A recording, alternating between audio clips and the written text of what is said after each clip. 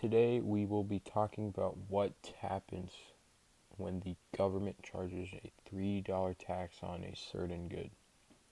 So here's our supply curve, demand curve, price, and our quantity.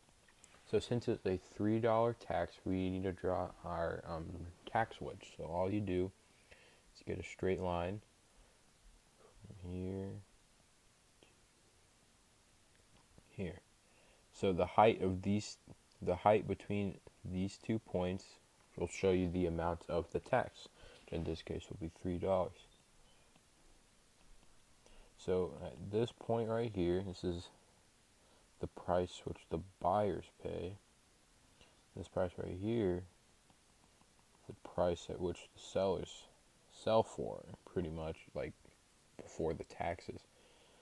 And the equilibrium right here, quantity equilibrium, and price equilibrium. That's the price and quantity before the tax. So this box right here is the tax revenue. The top portion of the box is the amount of tax paid by the buyers, and the bottom portion is the amount of tax paid by the sellers. In this case, the amount of tax paid by the buyers is more.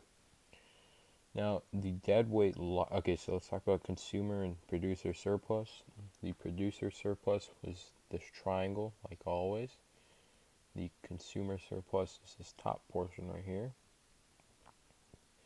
And the deadweight loss will be this triangle right here.